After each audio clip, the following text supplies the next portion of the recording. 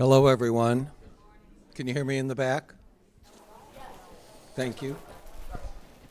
I'm Reb Banker, part of the Adult Education Group, and welcome to Fourth Presbyterian Church here in Chicago. And hopefully many of you have watched last week's time with Andrew. You're in for a treat.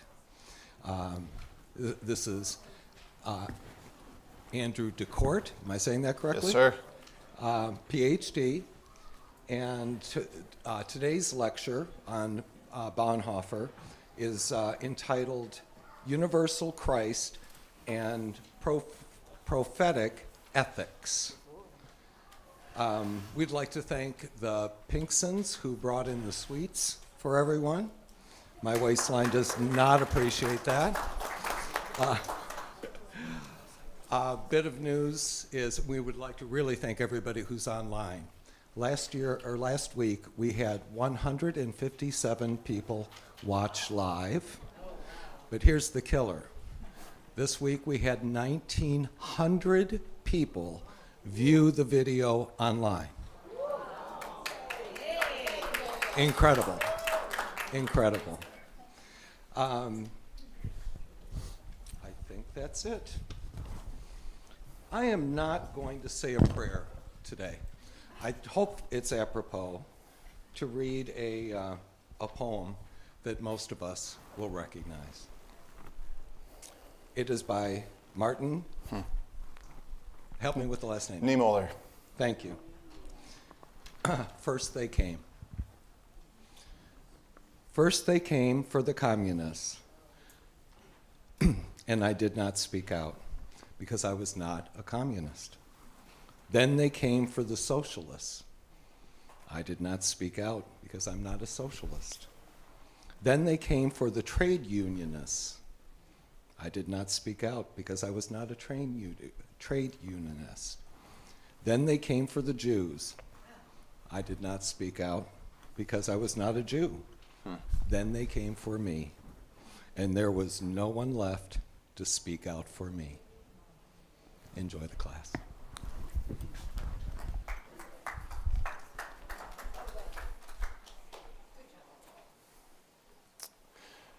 Good morning, everyone. My name is Andrew DeCort, and I'm very honored to be here with you this morning. I'm a bit shocked that you all came back and heartened.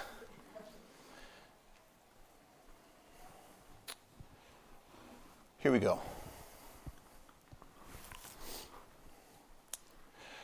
This lecture is dedicated to my dear friend, Reverend Dr. Munther Isaac, and the Palestinian people, particularly the people of Gaza. I consider Munther one of our living Bonhoeffers and urge you to pray for him and to read his book, Christ in the Rubble. Munther embodies how Dietrich Bonhoeffer might speak and act today. And if you are offended by Munther now, I assure you that you would have been even more offended by Dietrich Bonhoeffer then. I'd like to dive right in this morning. This second lecture is titled Bonhoeffer's Universal Christ and Anti-Fascist Ethics. Please allow me to begin with notes of thanks. Thank you to Fourth Presbyterian Church, to Polly and Jana and Fred, and all of you, Pastor Joe, for your warm hospitality and trust. I want to say thank you for the overwhelming response online. As was mentioned, this first lecture was viewed almost 2,000 times, and I'm encouraged by that because we need to hear the voice of Dietrich Bonhoeffer today. We covered a lot of ground in our first lecture, and we didn't have time for questions, and I will cover less ground today and make sure that we do have time for your questions, so please have them ready.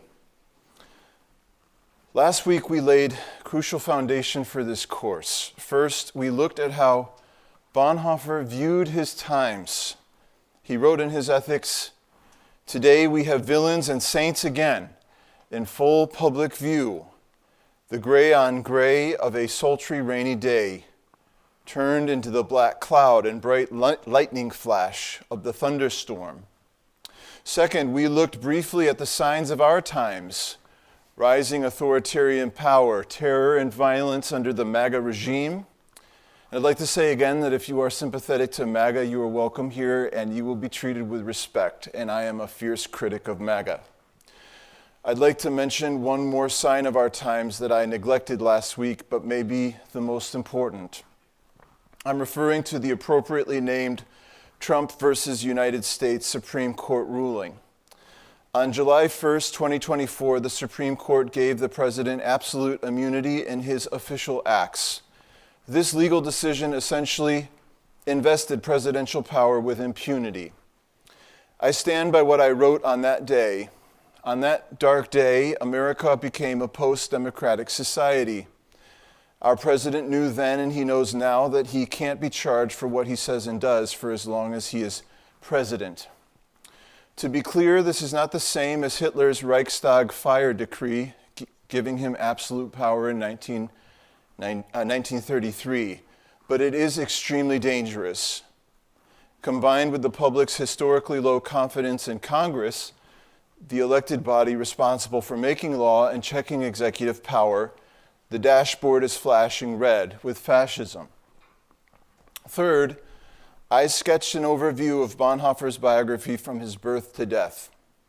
In particular, I gave a case study of Bonhoeffer's life in 1936.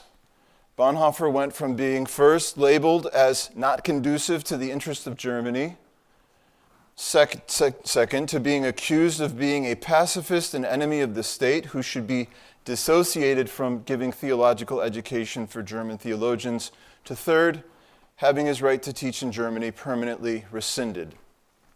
This week I learned that my teaching at Wheaton College has been rescinded for attempting to walk in Bonhoeffer's path. And this is how Bonhoeffer responded a year later in his book, Discipleship, which I remind you the German is Nachfolge, which means following after Jesus.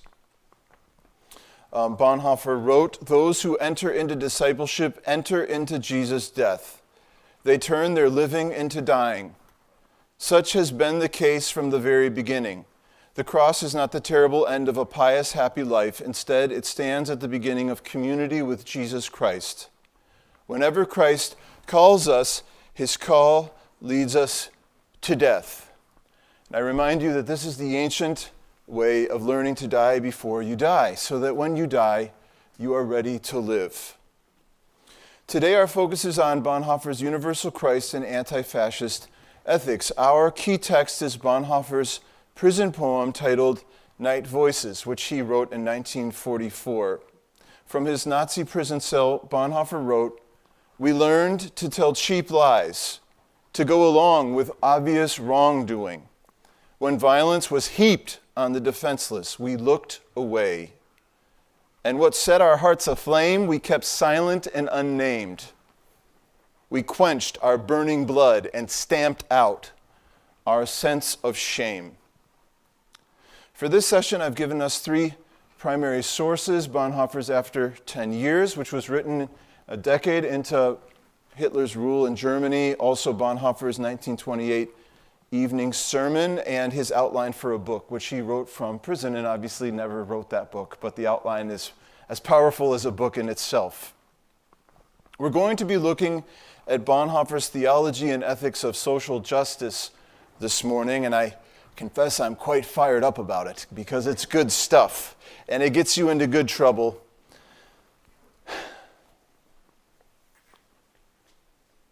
Here we go.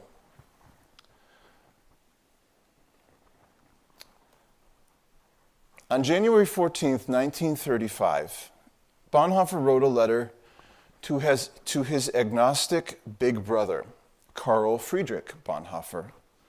In it, Bonhoeffer said that there were realities for which one had to take an uncompromising stand. Bonhoeffer wrote, "I still have a hard time thinking that you really find all these ideas of mine completely mad." You can hear a younger brother trying to communicate with an older brother. "Things do exist that are worth standing up for without compromise. To me, it seems that peace and social justice are things are such things as is Christ himself. Let me read that again. Things do exist that are worth standing up for without compromise. To me, it seems that peace and social justice are such things as is Christ himself. I recently came across the fairy tale of the emperor's new clothes, which is really relevant for our time, Bonhoeffer said. Notice how Bonhoeffer links peace, social justice, and Christ as inseparable. 2 years before this, Bonhoeffer wrote the following in his essay, What is Church? From 1933. There, Bonhoeffer said, the church's preaching is of necessity political. It is first of all the critical limit of all political actions. So what was Bonhoeffer's vision of peace, social justice, and the Christian community's responsibility in the face of fascism? I'm going to answer this question by guiding us through the questions that Bonhoeffer himself asked and that Bonhoeffer would ask us today. First, what is the will of God? For Bonhoeffer, this is the crucial question of ethics. Bonhoeffer said it like this in the very first sentence of his Ethics. I'm going to read you a very long paragraph. This is the first paragraph of Bonhoeffer's unfinished Ethics, which was hidden in the ceiling of his attic bedroom where the Gestapo arrested him. Those who wish even to focus on the problem of a Christian ethic are faced with an outrageous demand. From the outset, they must give up, as inappropriate to this topic, the very two questions that led them to deal with the ethical problem. How can I be good? And how can I do something good? Instead, they must ask the wholly other, completely different question. What is the will of God? This demand is radical precisely because it presupposes a decision about ultimate reality that is a decision of faith. When the ethical problem presents itself essentially as the question of my own being good and doing good, the decision has already been made that the self and the world are the ultimate realities. All action, all ethical reflection then has the goal that I be good and that the world by my action becomes good. If it turns out, however, that these realities, myself and the world, are themselves embedded in a wholly other ultimate reality, namely the reality of God, the Creator, Reconciler, and Redeemer, then the ethical problem takes on a whole new aspect. Of ultimate importance, then, is not that I become good or that the condition of the world be improved by my efforts, but that the reality of God show itself everywhere to be the ultimate reality. Where God is known by faith to be the ultimate reality, the source of my ethical concern will be that God be known as the good, das Gute, even at the risk that I and the world are revealed as not good, but as bad through and through. All things appear as in a distorted mirror if they are not seen and recognized in God. This is Bonhoeffer's prophetic ethics, dear friends. All things appear as in a distorted mirror if they are not seen and recognized in God. Suffice to say, Bonhoeffer's ethics is grounded in discerning and doing the will of God. He isn't looking for an abstract ethical principle as in the deontology of Immanuel Kant, or achieving some kind of pious virtue as in the case of Aristotle. Bonhoeffer's ethic is that simple, challenging, and powerful. What is the will of God? The truly good and godly life, the truly just and peaceful life, isn't found in following a fixed set of rules or becoming a pious person. It's found in doing God's will. Dr. Martin Luther King Jr. said it like this in his powerful book, Strength to Love. The end of life is not to be happy, nor to achieve pleasure and avoid pain, but to do the will of God, come what may. This is why Bonhoeffer's ethics has sometimes been called a situational ethic. He doesn't see moral responsibility as a timeless, fixed thing, but as a dynamic and discerning response to the will of God. Second question for us, who is Jesus Christ for us today? From start to finish, Bonhoeffer taught that the will of God is embodied and revealed in the person of Jesus Christ. For Bonhoeffer, Jesus is the very center of our humanity and the embodied revelation of God. He is our origin, destiny, and goal, our creator, redeemer, and resurrector. Jesus is our vicarious representative, the one who embraces and sums up our entire humanity, not just my humanity or your humanity, but the entirety of humanity. This is the crucial concept of Stellvertretung, or vicarious representative action in Bonhoeffer's theology. When Jesus becomes human, he becomes human for all of us, whether we like it or not. I like it. In one of his earliest lectures, Bonhoeffer insisted, Christ can still speak to us concerning the ultimate, final, decisive matters of our world. And the Pentecostal in me says, Amen. Christ can still speak to us concerning the ultimate, final, decisive matters of our world. Now, this is when our religion stops being religion and becomes a way of being human with and for others. So, third question, where can we meet Jesus today? So if the question of ethics is, what is the will of God? And that question is answered in the question, who is Jesus Christ for us today? Where can we meet this Jesus today? In 1928, Dietrich Bonhoeffer was only 22 years old. That year, he made his answer clear. And we encountered this last week when we held silence for Rene Good and Alex Preddy and the other victims of our society. Bonhoeffer preached, Jesus Christ is also in us every step we take, in every person we meet. Jesus Christ, God himself, speaks to us from every human being. The other person, this enigmatic, impenetrable you, is God's claim on us. Indeed is the holy God in person whom we encounter. God's claim is made on us in the wanderer on the street, the beggar at the door, the sick person at the door of the church, though certainly no less in every person near to us, in every person with whom we are together today. Just as you did it to one of the least of these, you did it to me, Jesus says in Matthew 25. I am for you, you are for me, God's claim. God himself.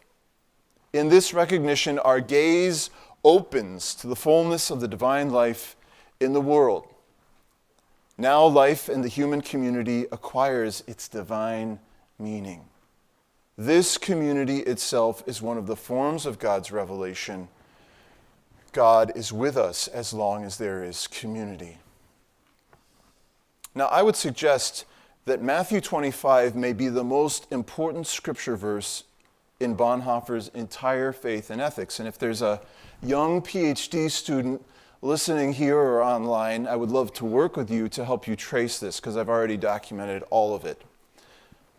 Bonhoeffer's Christology is the shaming of the prosperity gospel and any notion of personal, religious, or national exceptionalism.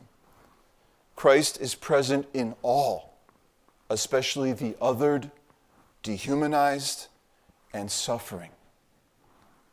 And now I want to show you how this vision of Christ and the other, the universally incarnate Christ, or as Richard Rohr might say, the universal Christ, runs like the golden thread through Bonhoeffer's entire life from start to finish.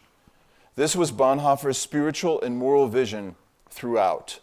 Jesus is present in every human being, in every one of our neighbors. And thus every human bears sacred, inviolable worth. Each person is a temple of divine presence.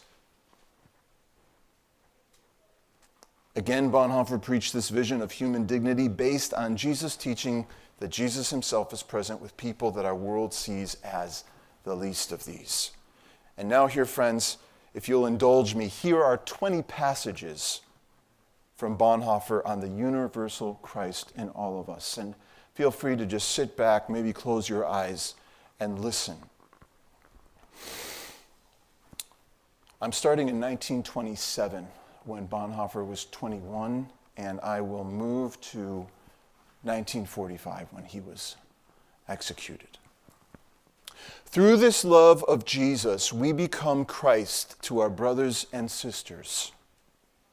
Second, only when one comprehends the Christian basic relation of I and you can one understand the idea of the church as the revelation of loving hearts. Our church, profoundly impoverished and helpless though it appears today, is nevertheless the sanctorum communio, the body of Christ, even Christ's very presence in the world. Third, every human you is the image of the divine you. You characterness is in fact the essential form in which the divine is experienced. Fourth, whoever lives in love is Christ in relation to the neighbor. Each may and ought to become a Christ to the other. The church is Christ existing as church community. Fifth, the most forgotten aspect of all God's grace is that you can and should become a Christ to me and I to you. Our congregations have forgotten what insuperable strength emanates from confession and the forgiveness of sins, in which one not only helps the other in distress, nor merely prays for the forgiveness of that person's sins, but redeems, reconciles that person by acting in Christ's stead, by becoming Christ for that other person. Sixth, you who give yourself completely to your neighbor are giving yourself to God. Through your neighbor, you will be redeemed by God. Matthew, if you're listening in Germany, that's redeeming relationships that redeem. Through your neighbor, you will be redeemed by God. I'm in 1928 now. Seventh, but here we are confronted with the terrifying reality. Jesus is at the door, knocking. In reality, asking you for help in the figure of the beggar, in the figure of the degenerate soul in shabby clothes, encountering you in every person you meet. Christ walks the earth as long as there are people, as your neighbor, as the person through whom God summons you, addresses you, makes claims on you. That is the most serious and most blessed part of the Advent message. Christ is at the door. He lives in the form of those around us. Will you close the door or open it to him? Eighth, through such proclamation of the gospel, every member of the church may and should become a Christ to the others. To see Christ in word and sacrament means to see all in one act the crucified and risen one in the neighbor and in creation. We're now in 1930. Number 9, God has seen the misery of the world and has come personally to help in Jesus. Now God was there, not as a powerful God, but concealed in humanity, where what is sinful, weak, pathetic, and miserable is found in the world. Precisely there is where God appears and can be found by every human being. Number 10. God says, if you want my loving kindness with you, serve your neighbor. For in him or her, God himself meets you. Number 11. And here Bonhoeffer is alluding to Jesus' parable of Lazarus, the beggar outside the door of the rich man who's covered in sores and is begging for a drink of water. And the rich man ignores him. Who is Lazarus? Always the other one, the crucified Christ himself, who meets you in the form of 1,000 people you would look down upon. Yes, he is the eternal Lazarus himself. We should see poor Lazarus in his full, frightening misery, and behind him Christ, who invited him to his table and calls him blessed. Oh, that we might be able to see. 12th, we come together to hear Christ. Have you heard him? I can only ask here, each of us must answer for himself. Yet I still want to say this. Is it not precisely the sense of these meetings?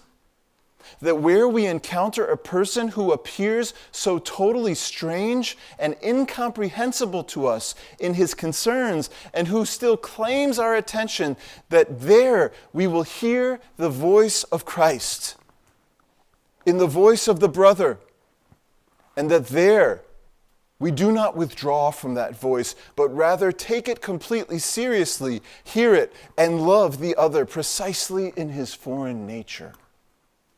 We encounter Christ in the brother, the German in the Englishman, the Frenchman in the German.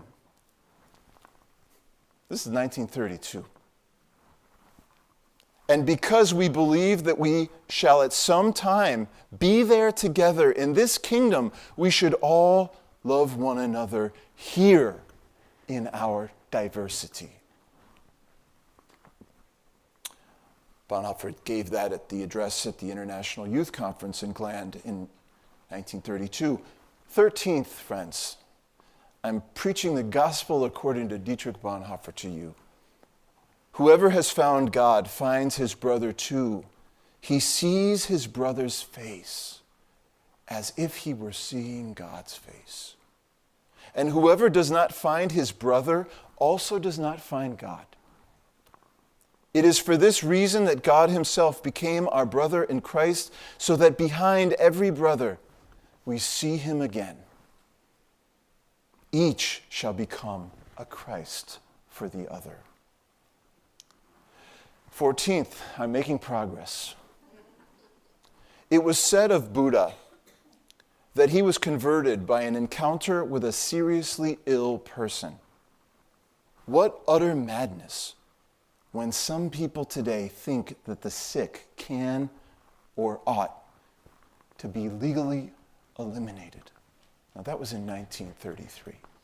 Hitler was beginning his movement grounded in the policy of the United States to eliminate the so-called weak. And I gave you the sermon that Bonhoeffer preached about the weak, the so-called weak. 15th, friends, and this is the passage that Charles Marsh was using in his title of Bonhoeffer's biography, Strange Glory. It is a strange glory, the glory of this God who comes to us as one who is poor in order to win our hearts. Be reconciled to God. Give God the right over you. And in finding God, you will also find your brother and your neighbor once again. Also in 1933. 16th, each person becomes a Christ for the other. That's just a repeat of Bonhoeffer's earliest theology. That was his teaching in Finkenwalde with his students in 1936. 17th, it is wisdom at its best to recognize the cross of Christ as the invincible love of God for all humankind, for us as well as our enemies. Let me read that again. This one might be Bonhoeffer's most beautiful. Thank you, Jana. It is wisdom at its very best to recognize the cross of Christ as the invincible love of God for all humankind, for us as well as our enemies. Or do we think that God would love us more than our enemies? Everything depends on this, that whenever we meet an enemy, we immediately think, this is someone who God loves. God has given everything for him. Oh, friends, I hope that when you watch Fox News or MSNBC or whatever it is that you're watching, that when you see your enemy, you immediately think this is someone who God loves. God has given everything for him or her or they. 18th, solely because God became a poor, wretched, unknown, unsuccessful human being, and because God wants to be found from now on solely in this poverty, in the cross, it is for this reason that we cannot get away from the human being and from the world. For this reason that we love our neighbors. From now on, the love of God and the love of one's human neighbor are indissolubly, I can't really say that word, indissolubly united. From now on, the love of God and the love of one's neighbor are indissolubly united. That was in 1939. Second to last. This is from Bonhoeffer's Unfinished Ethics. So there is no relation to other human beings without a relation to God, and vice versa. Again, only the relation to Jesus Christ is the basis of our relation to other human beings and to God. Just as Jesus Christ is our life, so we may now also say, from the vantage point of Jesus Christ, exclamation point, that other human beings and that God are our life. And lastly, that Dietrich Bonhoeffer wrote from prison. This may be my most famous word from Bonhoeffer in his outline for a book. Our relationship to God is a new life in being there for others through participation in the being of Jesus. The transcendent is not the infinite, unattainable task, but the neighbor within reach in any given situation. God in human form. Ooh, is this a Bonhoeffer that our Christianity can accept today, I ask? What is the implication? Bonhoeffer's vision of universal human dignity in Christ led him to this conclusion already in 1928. He said, Christianity preaches the infinite worth of that which is seemingly worthless, and the infinite worthlessness of that which is seemingly so valued. In the sermon I gave you from 1934 about human weakness, Bonhoeffer said, so Christianity means a devaluation of all human values and the establishment of a new order of values in the sight of Christ.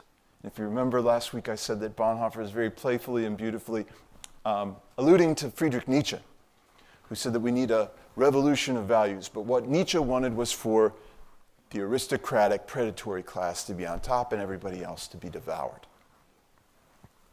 What our world sees as so precious, wealth, power, superior status to others, what Bonhoeffer called earthly eternities, Christianity says is worthless.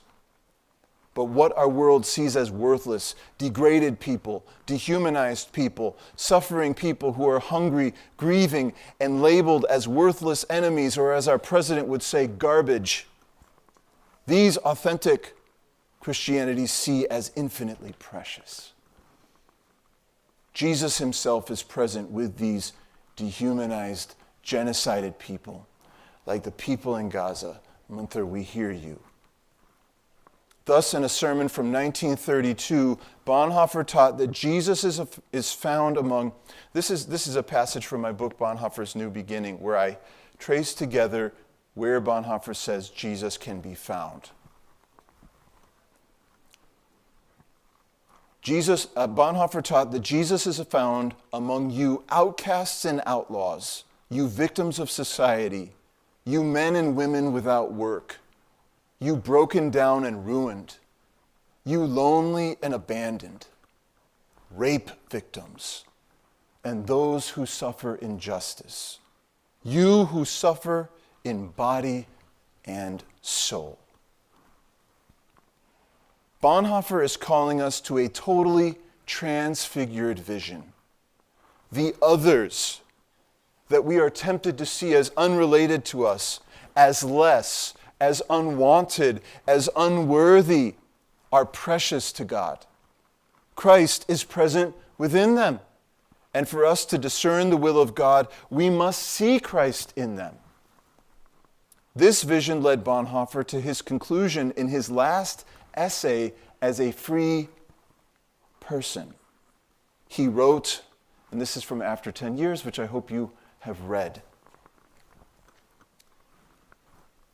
It remains an experience of incomparable value that we have for once learned to see the great events of world history from below, from the perspective of the outcasts, the suspects, the maltreated, the powerless, the oppressed and reviled. In short, from the perspective of the suffering. And so I think Bonhoeffer would ask us, can we see Christ in the dehumanized, suffering others of our world today? Jana, is it possible to have the passcode for this? Thank you. We were troubleshooting, trying to see if we could figure it out, but it's a thumbprint. Thank you for your thumb. Jesus, just touch this laptop. Come on. Okay. How are we doing? Okay, the next question. How should we respond today? What is the will of God? Who is Jesus Christ for us today? Where can we meet Jesus? How should we respond today? Bonhoeffer's answer is clear, with a revolutionary protest against violence. I read this passage to us last week, and I want to read it again because it crystallizes Bonhoeffer's ethical vision. And Munther has this as one of the epigraphs in his book, Christ in the Rubble. I want you to notice the logic of this. If human life bears this radical divine worth, then destroying human life cannot be the solution to our problems. Violence can only deepen our problems. In fact, this othering eliminationist mindset is at the root of our problems. If we could only get rid of those people, then we would be safe. That's the mind of othering. Seeing other people as unrelated or less than yourself and embracing an eliminationist approach to so-called conflict resolution. That was the final solution. Get rid of those people. No, this is the mindset that led to the murder of Jesus, Germany's genocide of the Jewish people, and now Israel's genocide against the people of Gaza, and a lot of what we're seeing in our society still today. So in this sermon from 1934 that you guys read, a year after Hitler had come to power, Bonhoeffer took a clear stand against violence. He said that power and violence had become the ultimate ideals of humanity. And this is what he declared in the face of those ultimate ideals. Christianity stands or falls with its revolutionary protest against violence, arbitrariness, and pride of power, and with its defense for the weak. I feel that Christianity is rather doing too little in showing these points than doing too much. Christianity has adjusted itself much too easily to the worship of power. Make America great again. It should give much more offense, much more shock to the world than it is doing. Christianity should take a more definite stand for the weak than to consider the potential moral right of the strong. Now, we'll look at this more deeply next week, but Bonhoeffer sought to embody this revolutionary protest in various ways. He helped Jewish people escape from Germany. That was called Operation 7. He networked and built ecumenical coalitions to resist Nazi Germany. He educated young dissident Christian pastors at Finkenwalde and elsewhere. He preached and wrote and taught and got permanently rescinded from teaching in his church. He prayed for the defeat of his country. And again, as a pastor and professor, and I dare say as a prophet, Bonhoeffer focused his critical witness on a church that refused to do God's will, that refused to see Christ in the other, and that refused to resist violence and the pride of power. Already in London in 1934 and 35, Bonhoeffer was criticizing what he called a church not worthy to be church. In his letter to George Bell, who was a bishop in England, on July 31st, 1934, Bonhoeffer wrote, "There could be no greater catastrophe now than a church not worthy to be church being followed by an arrogant, all too intact church. For in the end, it is suffering alone that will overcome the world, lift up the cross, and make it visible. All this is not hope for a new kind of Christian heroism, but it is this alone that will create the ground on which one can stand and credibly proclaim Christ." Bonhoeffer called for a protest, I'm quoting him now, a protest against every form of church that does not honor the question of the truth above all. And as we've seen, the heart of truth for Bonhoeffer is the capacity to recognize the Christ in the other person. And if we can't recognize that, then we're already living in falsehood, a falsified reality, an anti-Christological reality. Bonhoeffer realized that the Church of Christ so easily claims the identity of Christ, but betrays the ethics of Christ. The Church of Christ so easily claims the identity of Christ, but betrays the ethics of Christ. And Bonhoeffer was sounding the alarm from the beginning, indeed from a few days after Hitler was appointed as chancellor, to say, this is evil and dangerous. It's fascism. Now, I have a whole other section of this lecture that I'm not going to give, but I will give it next week, Lord willing, because we need to do questions. We need a time of dialogue, my friends. We have too much monologue in our society today, and I forgive you for falling into that. What is the will of God? Who is Jesus Christ for us today? Where can we meet Jesus? How do we respond? Next week, I'm going to ask this last question of, can we use violence in our revolutionary protest against violence? And I'm going to ask the question, where do we go from here? And I guess I'll just end this lecture with these two quotations from Bonhoeffer because they are so beautiful. What I'm going to suggest is that we move forward by blessing. By blessing. Bonhoeffer wrote, "Blessing means laying one's hand on something and saying, despite everything, you belong to God." This is what we do with the world that inflicts such suffering on us.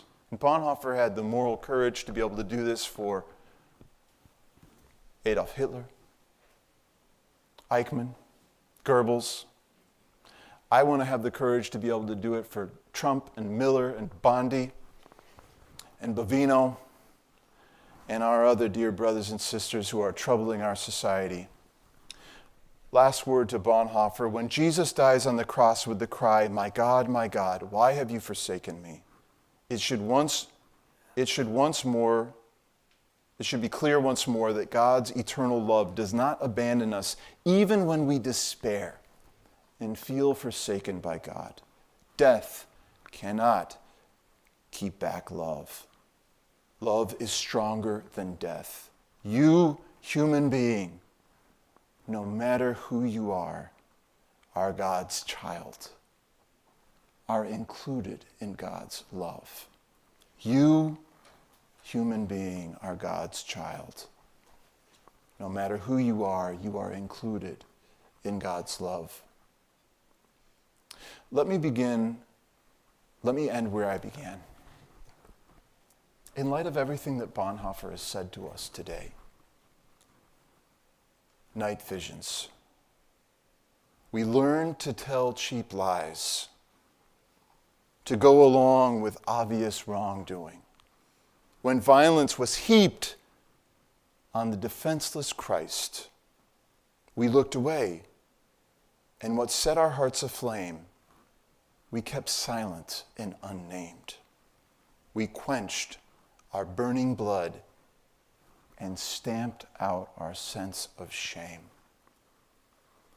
With this vision of Christ and the other, our shame is healed, and we are set free to love and bless everyone, because we are all children of God. Thank you, dear friends. Let's turn to questions now. Please.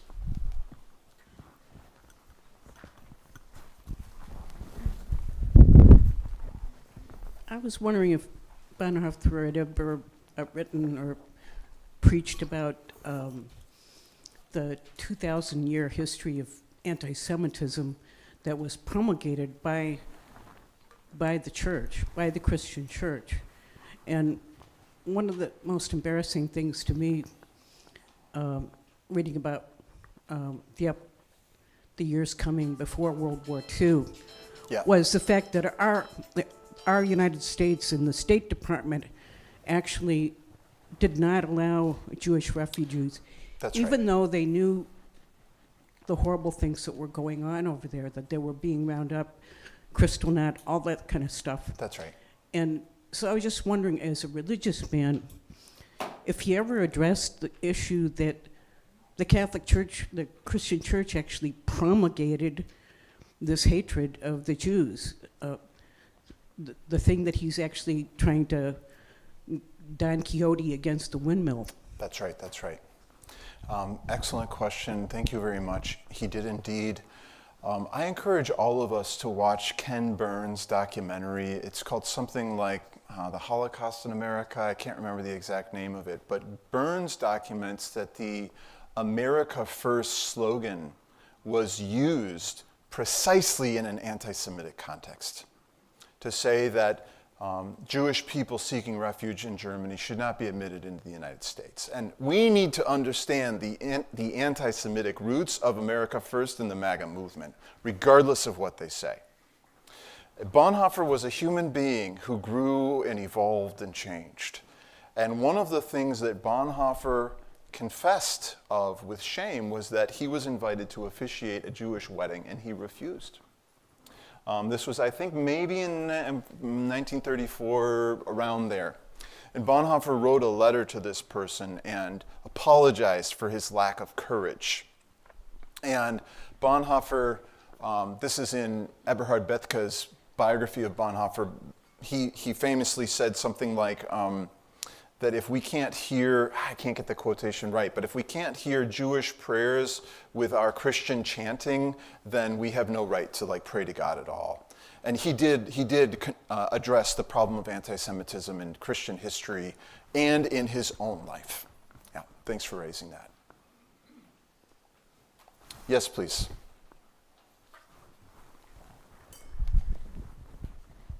I'm interested in your comment about the church that wants to be rather than the church that is. Yes. What is the role of religion or the churches, Christian churches, on what's going on today?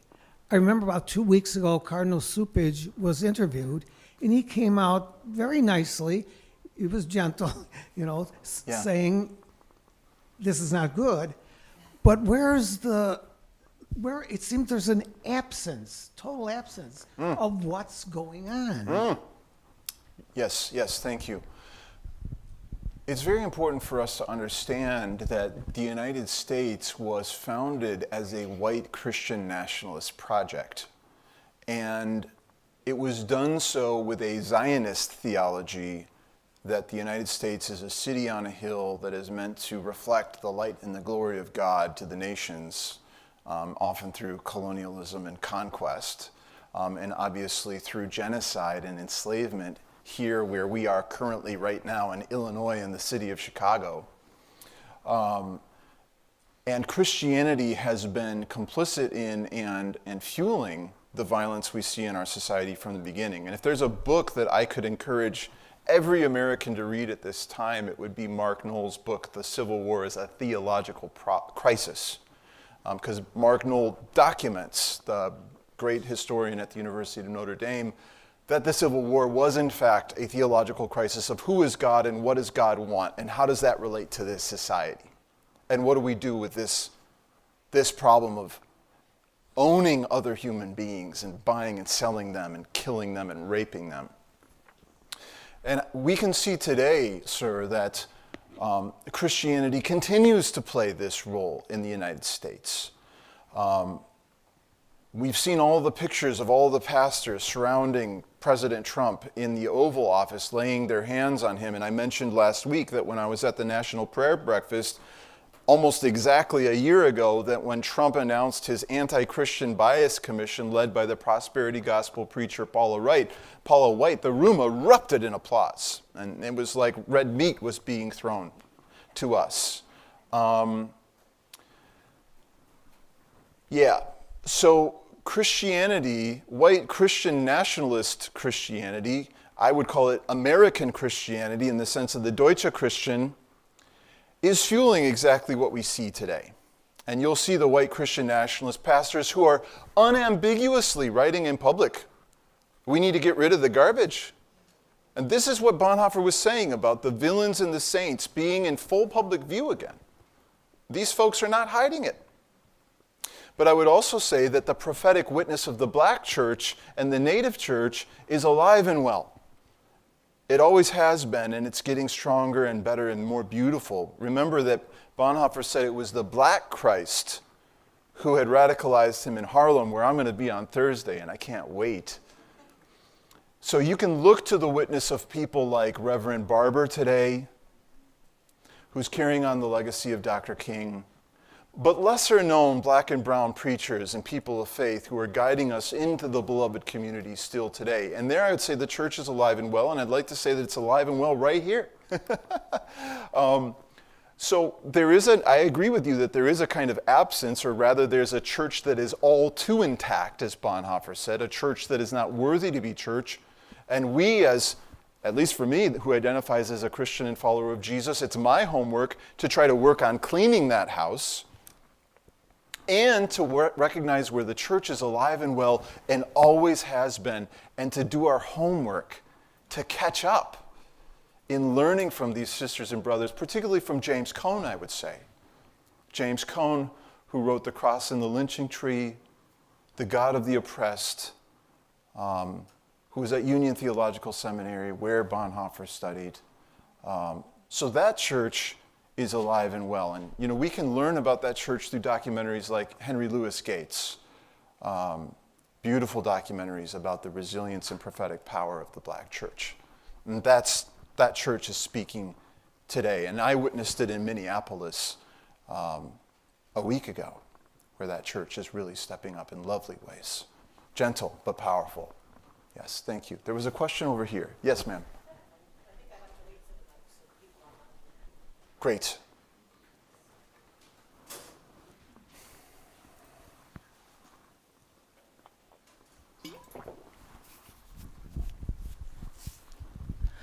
This question isn't meant to be a criticism.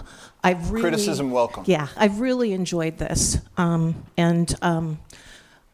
It's hard, and I hope you find a way to teach. What I'm curious about is, I wonder if you could just tell us a little bit more about Bonhoeffer as a person. I'm looking at the photographs, I'm listening to your talk, and my brain is just thinking, this person isn't human.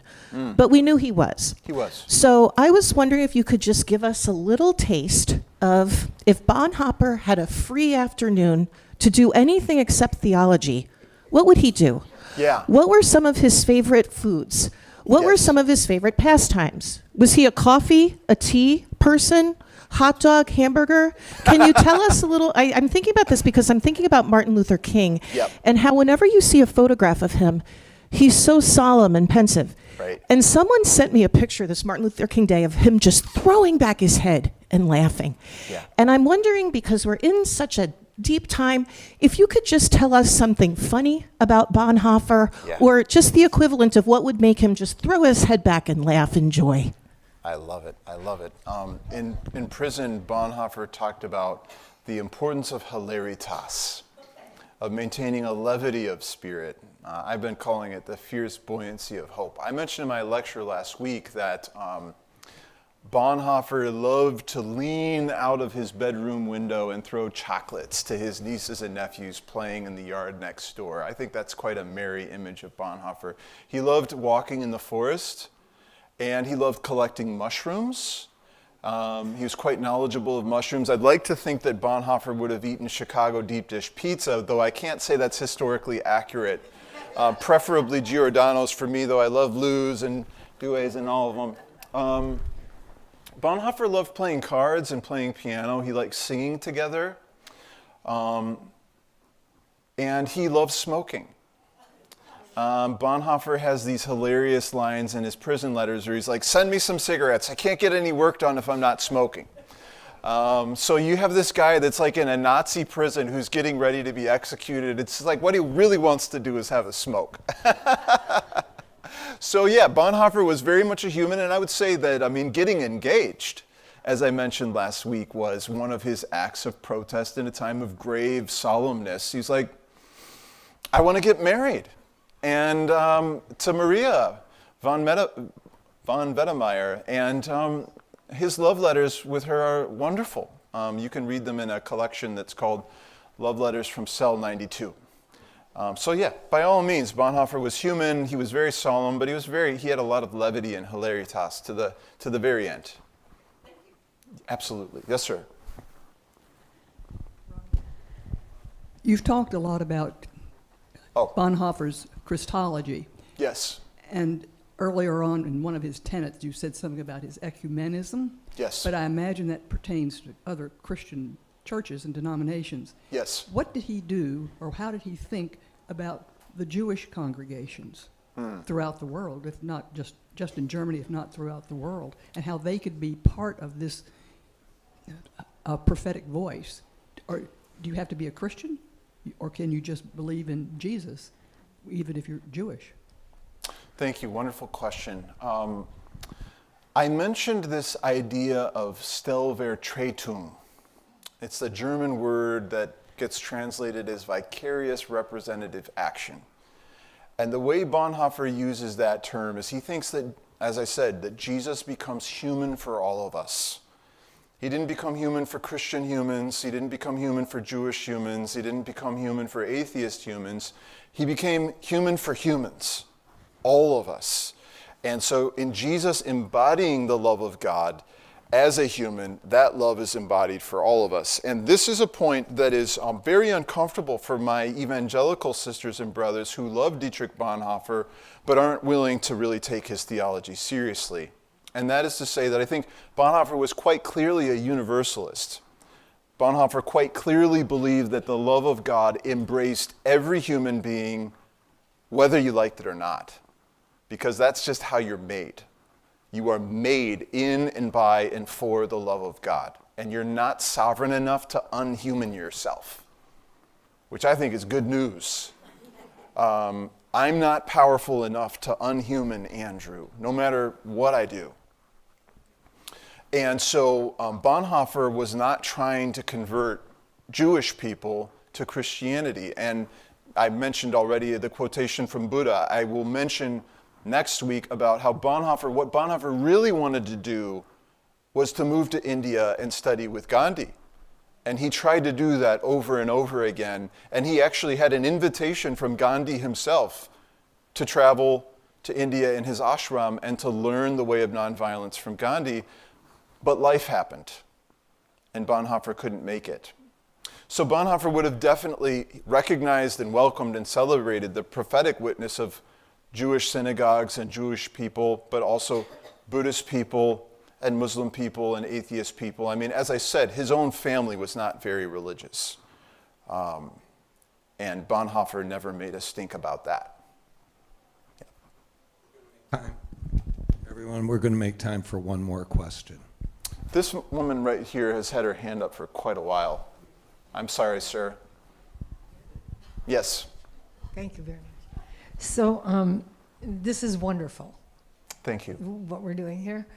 And what has been running through my mind is we have the Parliament of the World's Religions and people doing all the good things.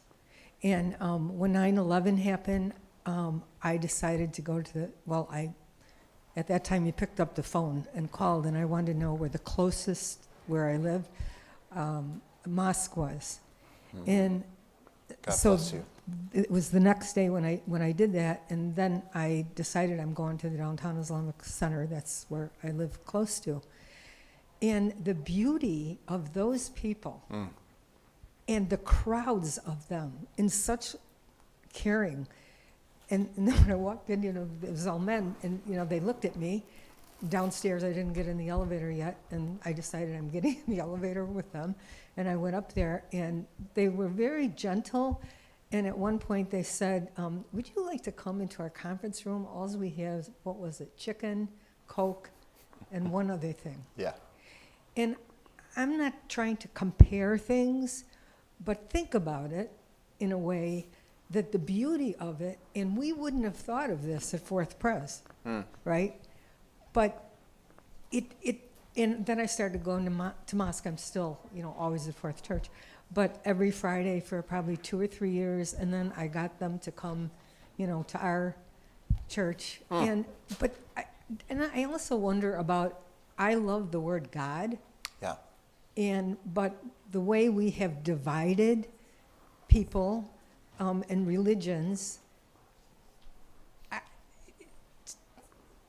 to me, and I've been to the Parliament of the World's Religions and, talked there and, was invited in. So there, I can't really say what I want to say, but I think it's the beauty of all, but maybe the what? Ours is the one.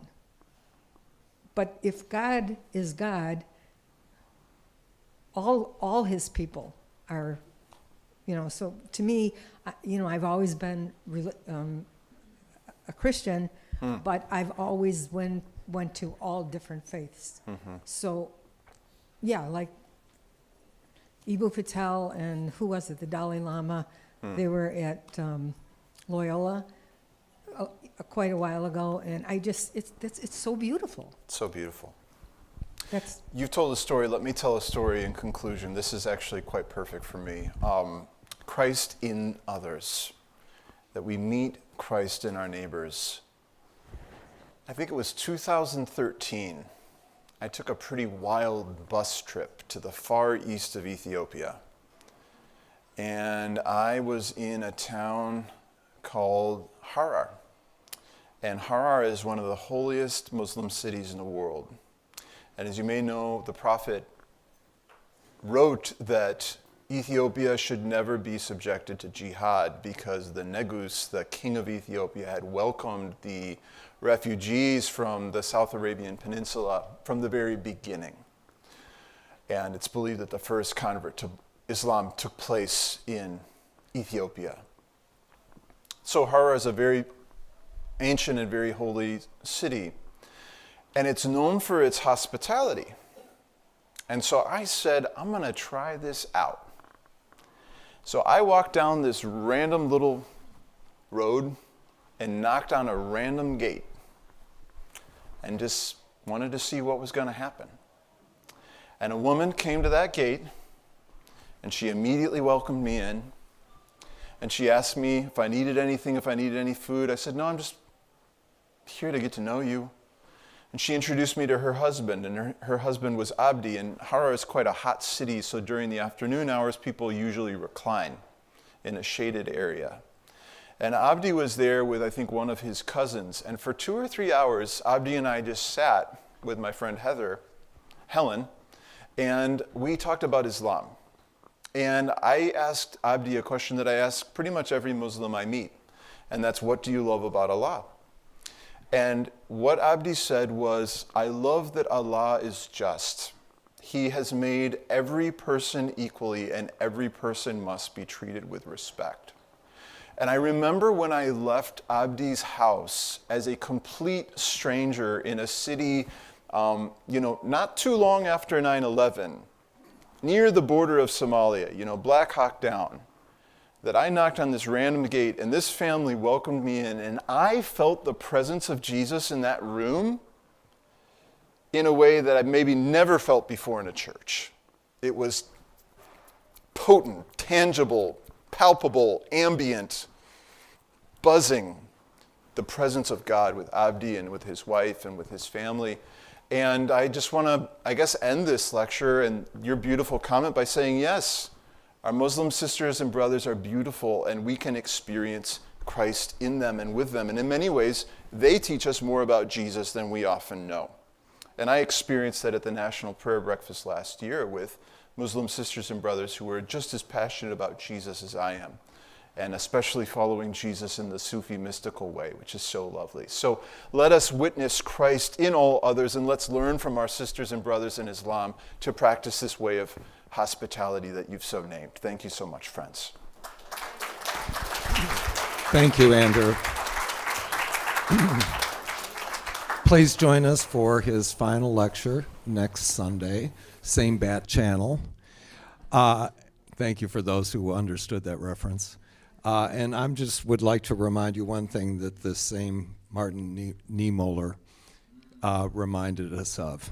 Christianity is not a spectator sport. Have a good week.